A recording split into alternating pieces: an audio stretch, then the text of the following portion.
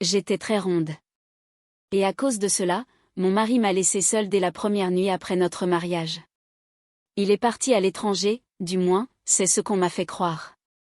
Cette nuit-là, je suis restée seule dans cette grande maison silencieuse, avec mon beau-père de 70 ans.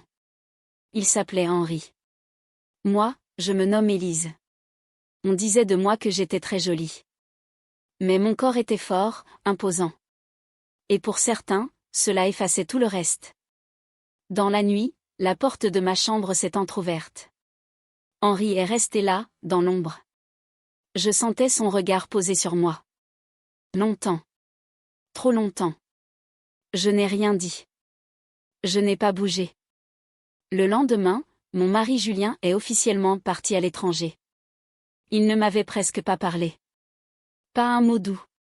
Pas un regard tendre. Il avait honte de moi.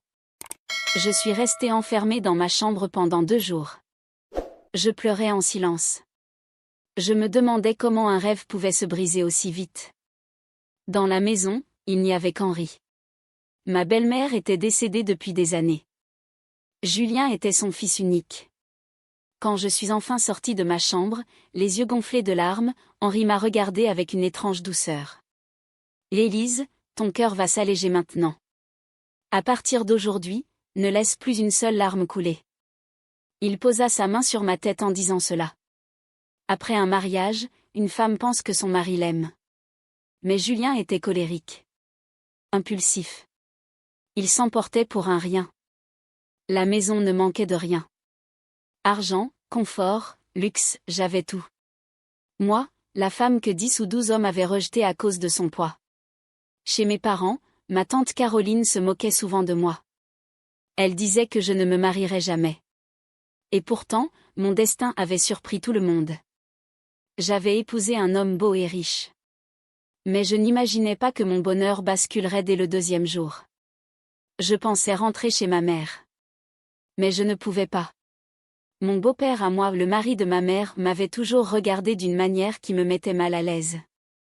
Ma mère l'avait remarqué. Elle m'avait protégée.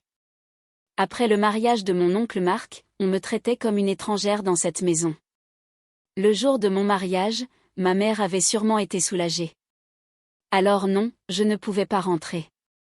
Je devais rester. Attendre. Espérer que Julien revienne.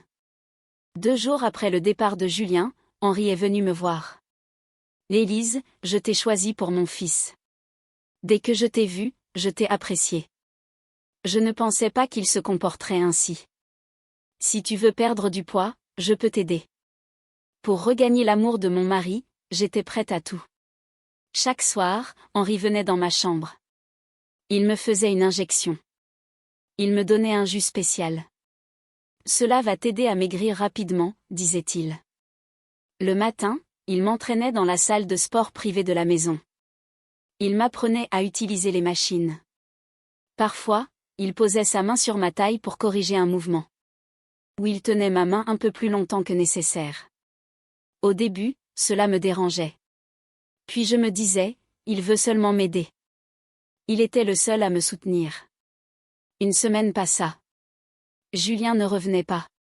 Il ne répondait pas à mes appels. Un matin, je me suis réveillée avec l'impression que quelqu'un avait dormi à côté de moi. Les draps étaient froissés. Je me sentais confuse. Plusieurs jours de suite, je remarquais de petites marques sur mon corps. Rien de clair. Rien que je pouvais expliquer. Chaque nuit, je m'endormais profondément après le jus. Et je ne me souvenais de rien jusqu'au matin. Un jour, Henri entra sans frapper. Je dormais encore. Quand je me suis réveillée, ma chemise de nuit était déplacée. Je commençais à avoir peur. Mais je ne comprenais pas. Puis un matin, j'ai vu une trace d'huile sur mon ventre. Mon corps me semblait plus lourd, pas plus léger. Quand mes règles ont commencé, Henri le savait déjà. Il m'apporta même des protections hygiéniques. J'étais gênée. Mais en même temps, reconnaissante. Il prenait soin de moi. Plus que mon mari. Et lentement, sans m'en rendre compte, il occupait une place dans mon cœur. Ma tante Caroline et mon oncle Marc sont venus nous rendre visite sans prévenir. Dans la cuisine, ma tante murmura. Élise, fais attention. Ton beau-père est toujours près de toi. La nuit dernière, je l'ai vu sortir discrètement de ta chambre. Ces mots ont glacé mon sang. Elle ajouta. Les marques derrière ton cou, on dirait des traces d'amour. Mais Julien n'était pas là. Alors, qui? Cette nuit-là, j'ai pris une décision. Quand le téléphone d'Henri a sonné et qu'il a laissé le jus et la seringue sur la table, j'ai échangé les verres. J'ai remplacé la seringue par de l'eau sucrée. Je voulais savoir. Après m'avoir donné le faux jus, Henri est parti. Puis quelqu'un est entré. Je sentais une respiration près de mon cou. Quelque chose d'inquiétant approchait. J'ai ouvert brusquement les yeux et allumé la lumière. C'était Julien. Je suis restée figée. Julien? Tu n'étais pas à l'étranger? Il ne répondit pas. Il voulut partir. Henri entra et le retint par le bras. Assez. Je ne peux plus mentir. Puis il m'a tout avoué. Julien n'était jamais parti. Il vivait dans une autre maison en ville. Il voyait d'autres femmes.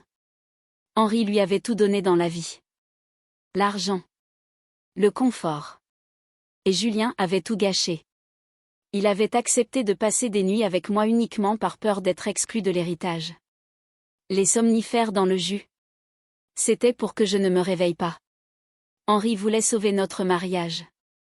Il pensait que l'habitude créerait des sentiments. Mais Julien déclara froidement. Je ne peux pas vivre avec cette fille. Mon cœur s'est brisé. Le lendemain matin, j'ai fait ma valise. Henri a essayé de me retenir. Le seul homme pour qui je suis venue ici ne veut pas de moi. Je ne peux pas rester. Il comprit. Il ne me retint plus. Il demanda simplement à Julien de m'accompagner à la gare routière. À la gare, Julien parlait au téléphone avec des écouteurs.